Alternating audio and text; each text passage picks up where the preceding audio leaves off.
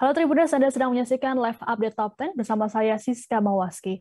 Selama beberapa menit ke depan, kami akan menyajikan 10 informasi menarik yang jadi sorotan. Kita jelang Live Update Top 10 selengkapnya. Kita ke informasi pertama Tribuners. Gempa dengan kekuatan 7,4 magnitudo mengguncang wilayah Nusa Tenggara Timur atau NTT dan sekitarnya pada Selasa 14 Desember. Pusat gempa berlokasi di Laut Flores pada jarak 112 km ke arah barat laut Kota Larantuka, Nusa Tenggara Timur dan memiliki kedalaman 10 km. Peristiwa ini terjadi pada pukul 11.20 waktu Indonesia Tengah. Menurut catatan BMKG, gempa dirasakan di sejumlah wilayah di NTT, seperti Tambolaka, Putih, kepanikan, dan mencengkam. Kondisi serupa juga terjadi di wilayah Maumere. Masyarakat berhamburan keluar rumah hingga memenuhi jalan raya. Kepanikan juga melanda sejumlah pegawai kantor pemerintahan di Ruteng, Nusa Tenggara Timur. Kuatnya getaran membuat gempa bumi yang terjadi merupakan gempa bumi dangkal akibat adanya aktivitas sesar atau patahan aktif di Laut Flores. Hasil analisis mekanisme sumber menunjukkan bahwa gempa bumi mekanismenya adalah geser. Jadi gempa bumi, saya ulangi, gempa bumi ini terjadi akibat adanya patahan geser atau strike slip. Badan Meteorologi, Klimatologi, dan Geofisika atau BMKG sempat mengeluarkan peringatan dini tsunami pasca gempa magnitudo 7,4 yang melanda wilayah NTT pada Selasa 14 Desember. Peringatan tsunami ini dikeluarkan di sejumlah wilayah seperti NTT, NTB, Sulawesi Selatan, dan juga Maluku. Kepala BMKG Stasiun Geofisika Kupang, Margiono, mengungkapkan, berdasarkan hasil monitoring terdapat kenaikan permukaan air laut setinggi 7 cm. Kenaikan terjadi di Stasiun Tidegaugereo dan Marapokot, Nusa Tenggara Timur. Sementara itu, berdasarkan kesaksian warga di Kabupaten Buton bernama Alinda, air laut naik begitu cepat. Hal ini membuat warga yang tinggal di pesisir berlarian ke tempat yang lebih tinggi. Kepala BPBD Buton, Manafu, mengakui bahwa air laut mengalami kenaikan hingga 20 cm. Sementara itu, warga di Kabupaten Flores Timur mengaku melihat banyak buih putih yang muncul di permukaan air laut. Tak hanya itu, sejumlah batu juga dilaporkan berguguran. Atas kondisi ini, warga sempat mengungsi ke tempat yang lebih aman. Kepala BMKG Dwi Korita Karnawati menyatakan pihaknya telah mencabut peringatan dini tsunami. Dwi Korita mengatakan pencabutan dilakukan selang 2 jam setelah gempa. Pencabutan peringatan tsunami ini juga sesuai dengan SOP yang berlaku.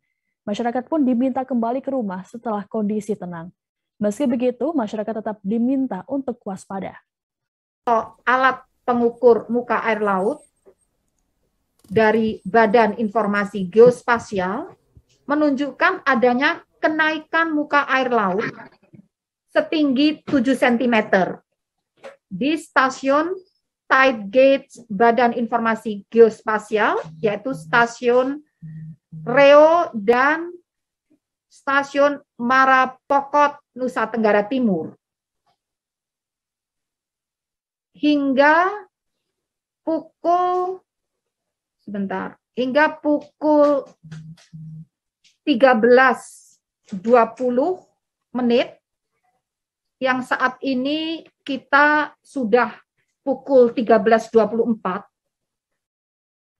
Gubernur DKI Jakarta Anies Baswedan ikut menyolatkan jenazah politisi Abraham Lunggana atau Haji Lulung di Masjid Jami Al-Anwar, Jakarta Barat pada Selasa 14 Desember. Selain Anies Baswedan, kegiatan ini juga diikuti oleh sejumlah pihak, termasuk Wakil Gubernur DKI Jakarta Ahmad Riza Patria. Dalam keterangannya, Anies mengungkapkan bahwa Haji Lulung merupakan sosok putra Betawi. Ia pun mengucapkan terima kasih kepada berbagai pihak yang telah membantu Lulung di saat-saat terakhirnya. Dalam kesempatan tersebut, putra Haji Lulung, Guru Tirta Lunggana, menyampaikan permohonan maaf atas nama sang ayah. Guru juga menyampaikan rasa terima kasih atas kebaikan kerabat dan masyarakat menjelang hari-hari terakhir sang ayah. Selesai disolatkan, jenazah Lulung kemudian dimakamkan di TPU Karet Bifak. Sebelumnya, Lulung tiba di rumah duka seusai dinyatakan meninggal dunia pada Selasa 14 Desember pukul 13 waktu Indonesia Barat.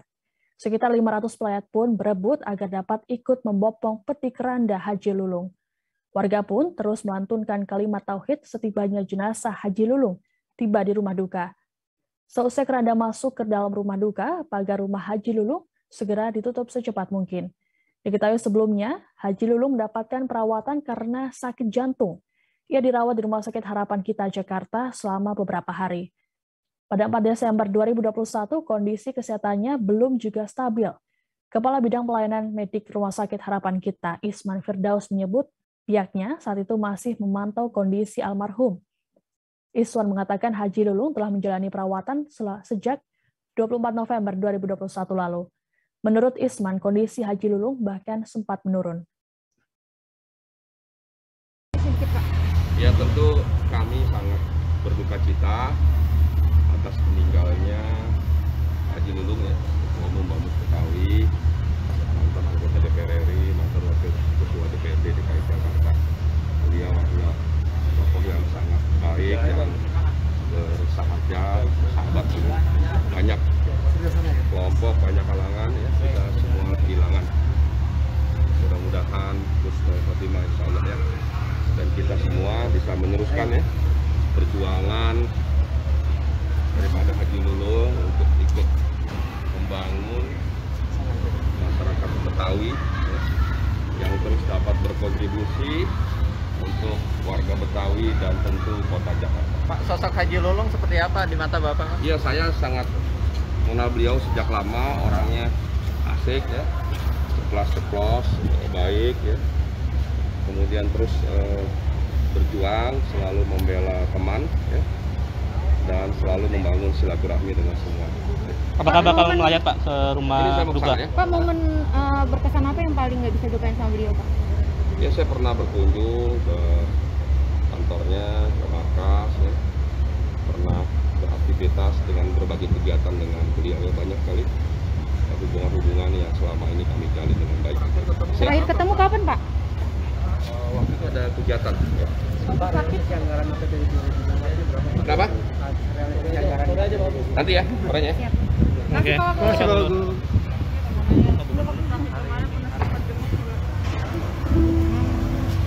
Terus baca tempo.co.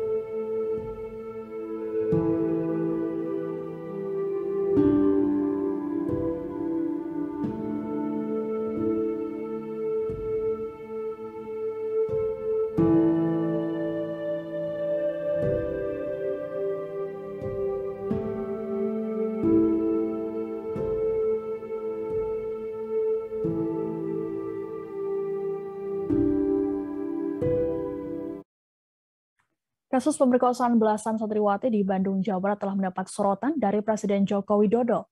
Presiden Jokowi juga menginstruksikan agar pelaku diberikan sanksi tegas oleh pihak berwajib. Hal ini disampaikan oleh Menteri Pemberdayaan Perempuan dan Perlindungan Anak atau P3A, Igusti Ayu Bintang Darmawati dalam keterangannya pada Selasa 14 Desember. Ayu menyampaikan Presiden Jokowi telah memerintahkan Kementerian PPPA untuk berkoordinasi lintas sektoral.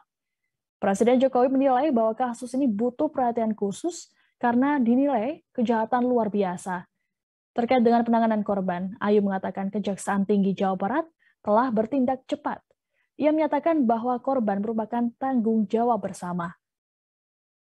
Seperti diberitakan sebelumnya, guru pesantren Heri Wirawan telah memperkosa sebanyak 12 orang santriwati. Sebanyak 8 diantaranya melahirkan anak, bahkan 1 orang menjalani 2 kali persalinan. Dalam melancarkan aksinya, Heri melakukannya di sejumlah tempat seperti pesantren, apartemen, hotel, dan base camp. Tak hanya itu, pelaku juga mengeksploitasi korban demi keuntungan. Diketahui peristiwa dilakukan sejak 2016 hingga 2021. Atas perbuatannya, kini pelaku sudah disidang dan terancam hukuman 20 tahun penjara. Tentunya terkait dengan kasus ini, Bapak Presiden memberikan perhatian khusus terhadap kasus ini. Saya hadir kemarin di Jawa Barat ini, walaupun kita tahu penanganan kasus ini sudah ditangani dengan sangat amat baik oleh teman-teman beserta jajarannya di Jawa Barat ini. Bapak Presiden memberikan bagaimana kita pemerintah negara hadir dengan memberikan tindak tegas. Nah, salah satunya sudah dikawal oleh Bapak Kajari, nanti Bapak Kajati yang akan menyampaikan kesepakatan yang kita laksanakan pada hari ini terkait dengan korban. Kalau terkait dengan ketemu korban, saya kemarin sudah ketemu dengan korban juga, ya, yang ada di Bandung. Ya, kita sudah diskusi mendalam kepada korban. Tapi dalam kesempatan ini saya juga mohon kepada teman-teman, pada teman-teman, tidak hanya kepada teman-teman media, demikian juga kepada masyarakat dan penanganan kasus ini, justru Bapak Presiden memerintahkan kepada kami, kepada Kementerian Pemberdayaan Perempuan dan Perlindungan Anak untuk berkoordinasi lintas. Syukurnya Bapak Kajati sudah bertindak cepat ya untuk kita bisa melakukan rakor ini, dan terkait dengan kebutuhan daripada korban itu kita harus mengawal secara tuntas, apalagi dalam hal pemenuhan hak dasar anak. Anak-anak ini kan kebanyakan korban ini kan masih kebanyakan anak-anak yang menjadi tanggung jawab kita bersama dalam hal pemenuhan hak dasar anak-anak ini. Yang pasti kami jelaskan kepada teman-teman semua, Bapak Presiden memberikan perhatian yang sangat serius dalam kasus ini untuk kita mengawal baik penegakan hukum kepada terdakwa untuk bisa penegakan hukum yang seberat-beratnya, kemudian karena ini sudah kejahatan yang luar biasa. Kemudian juga terkait dengan korban, kita harus memberikan pendampingan semaksimal mungkin kepada para korban. Kasus Heri Wirawan, guru pesantren yang memperkosa belasan santriwatinya belakangan tengah menjadi sorotan banyak pihak. Aksi Heri yang hingga membuat beberapa korban melahirkan anak dinilai sangat bejat.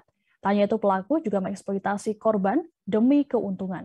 Saat ini pelaku sudah ditahan di rutan Kebonwaru Bandung sejak 28 September 2021.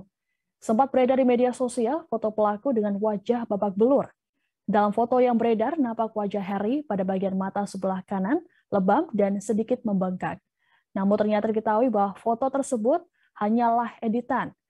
Kepala Rutan Kelas 1 Bandung, Rico Steven, mengungkapkan Heri Wirawan kini dalam kondisi baik. Sejak ditahan hingga kini Heri Wirawan mendapatkan hak dan perlakuan yang sama seperti warga binaan yang lain. Rico menegaskan meskipun warga binaan lainnya sudah mengetahui yang bersangkutan berada di antara mereka, namun sejauh ini tidak ada gejolak maupun intervensi, baik fisik maupun psikis yang diterima oleh Heri. Ia pun menjelaskan sebagaimana warga binaan lainnya yang tengah menjalani proses peradilan, Heri ditempatkan dalam kamar blok tahanan sejak 12 Oktober lalu. Disinggung terkait beredarnya foto yang diduga merupakan wajah dari Heri yang tampak dalam kondisi babak belur, Rico memastikan bahwa kondisi dalam foto tersebut tidak benar adanya.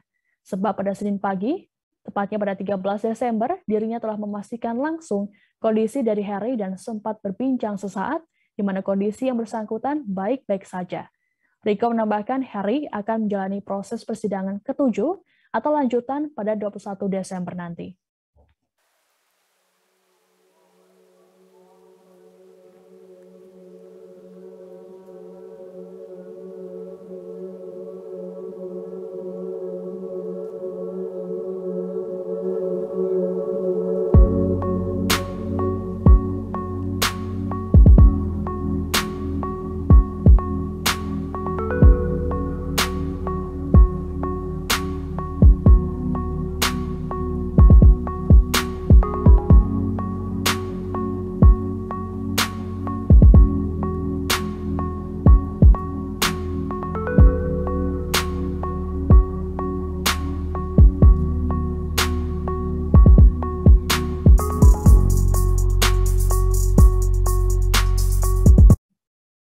Polres Metro Jakarta Selatan menangkap pesinetron dan juga model Rizky Nazar atas kasus narkoba.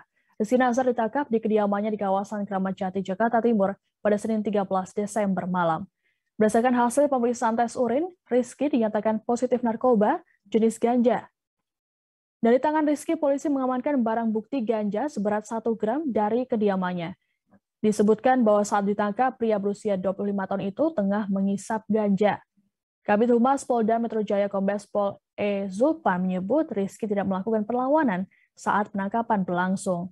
Saat ini Rizky Nazar tengah diperiksa intensif di Polres Metro Jakarta Selatan. Selain itu, polisi saat ini juga memburu pengedar atau penjual ganja. Sebelum Rizky Nazar, Polda Metro Jaya telah menangkap 2 artis lainnya, yakni Bobby Joseph dan Jeff Smith. Meski begitu, polisi memastikan penangkapan Rizky Nazar tidak berkaitan dengan 2 artis tersebut.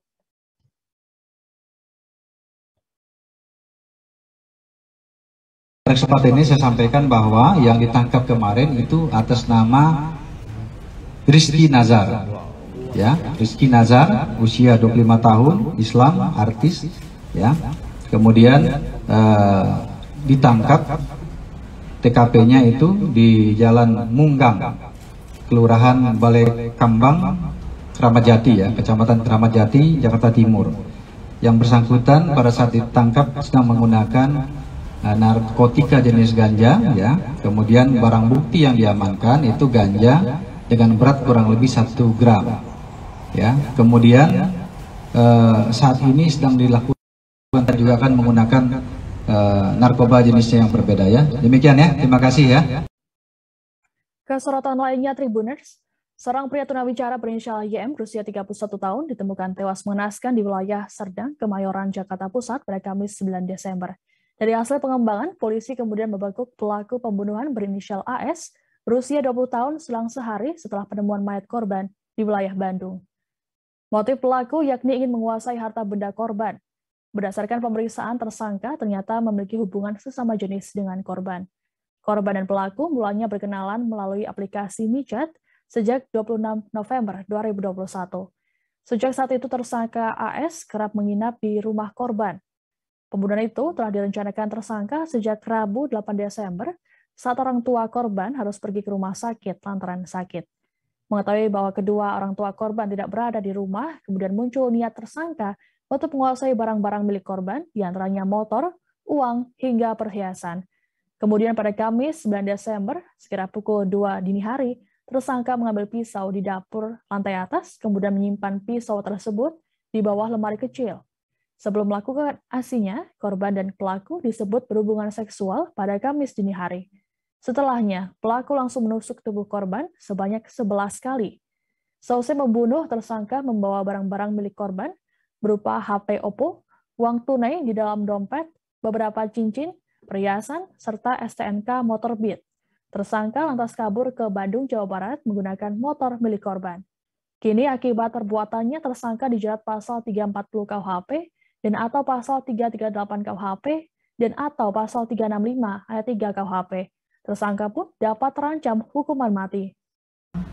Tersangka sebagai pelaku daripada pembunuhan berencana disertai dengan pencurian, sehingga tersangka disangkakan, ya, terhadap kejahatan yang dilakukannya, yaitu pasal 340 KUHP, subsidiar pasal 338 KUHP, dan atau pasal 365 KUHP, dengan ancaman hukuman mati atau seumur hidup atau penjara selama-lamanya 20 tahun penjara. Demikian rekan-rekan.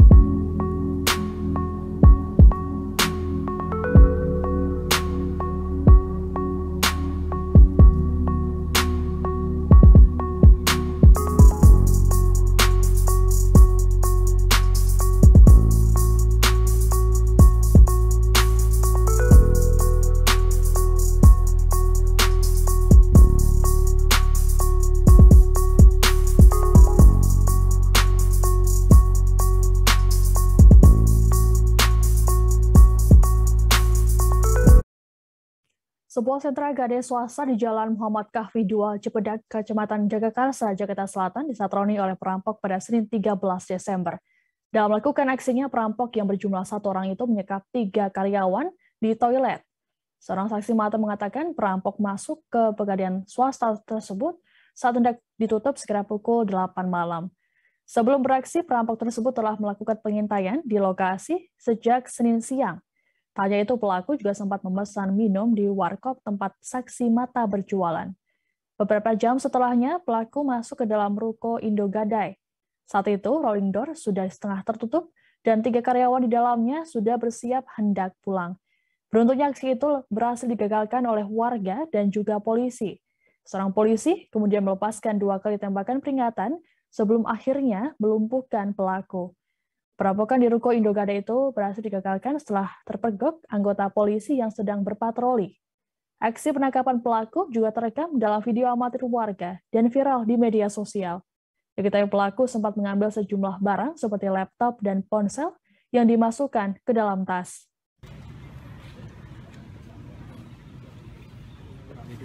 Baik, kita mulai ya rekan-rekan. Assalamualaikum warahmatullahi wabarakatuh. Selamat siang, salam sejahtera untuk kita semua. Yang saya hormati Pak Kapolres Metro Jakarta Selatan, Pak Wakapolres Metro Jakarta Selatan, rekan-rekan media semuanya.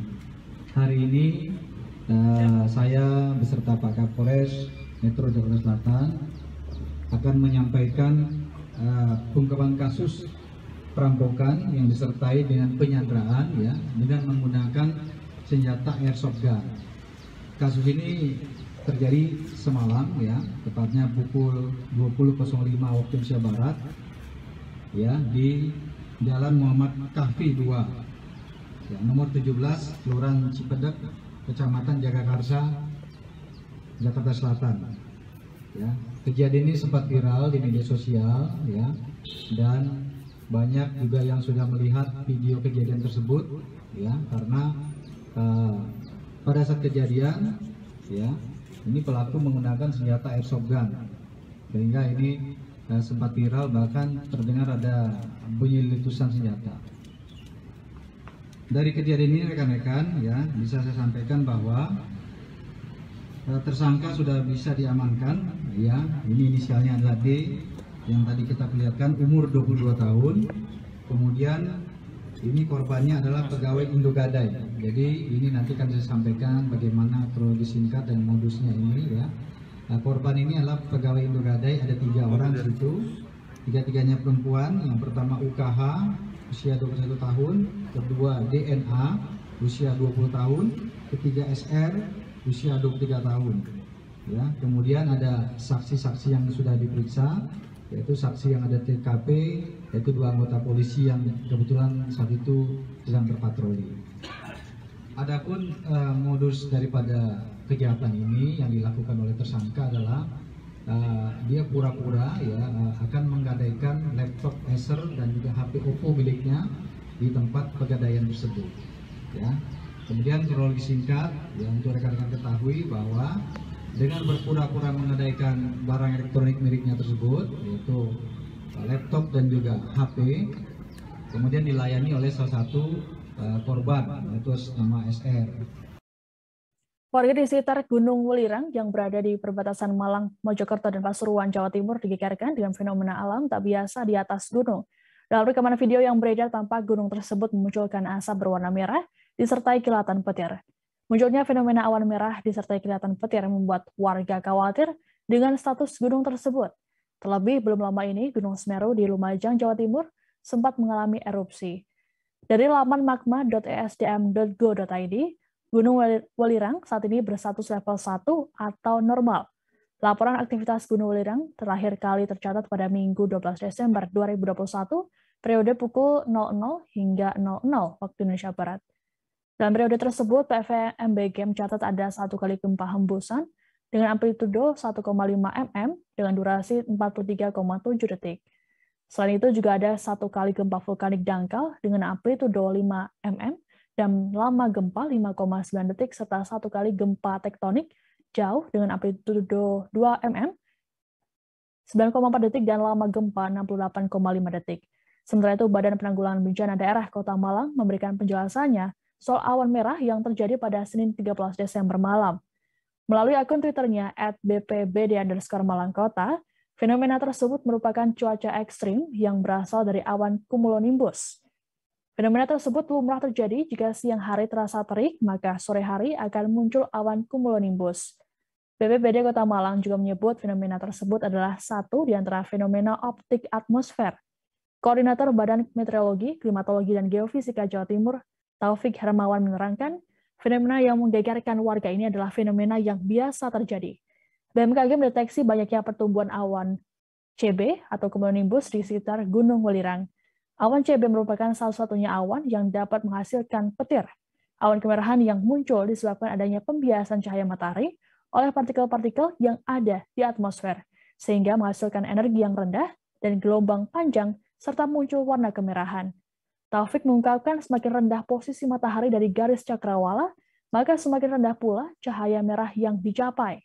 Ia mengimbau kepada masyarakat untuk tidak panik dan tetap memantau informasi dari laman resmi agar terhindar dari isu yang tidak benar.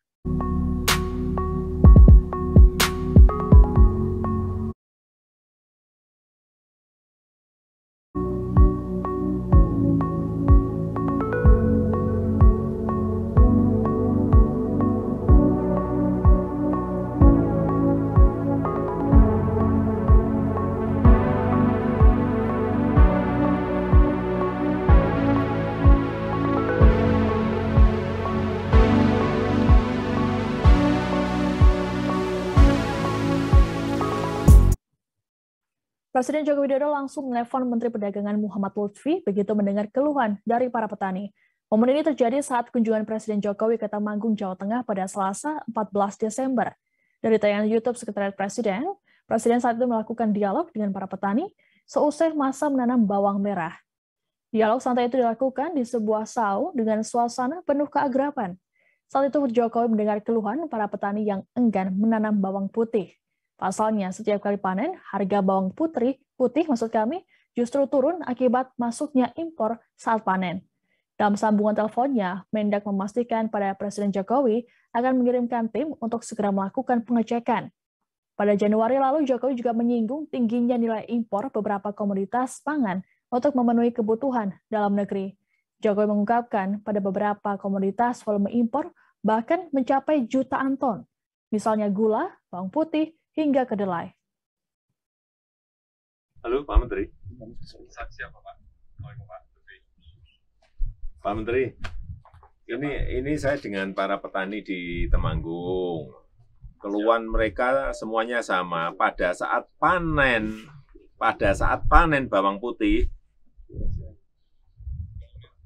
bawang merah, bawang putih maupun bawang merah itu impornya justru masuk. Keluhannya selalu itu. Nggih. Sebentar, bawang putih, bawang merah. Bawang putih, benar, bawang putih. Bawang putih. Betul. Nggih. Nggih. Enggak, yang ini apa? Yang di sini enggak, saya nanam bawang merah ini, agak confuse tadi. Jadi di sini juga ada bawang putihnya. Tapi pas panen, keluhan mereka sering nggak mau nanam lagi karena harganya jatuh, impor anunya pas masuk gitu. Itu aja anunya.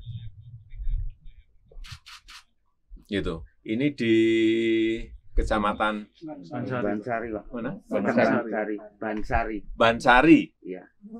Bansari. Di Kabupaten Temanggung.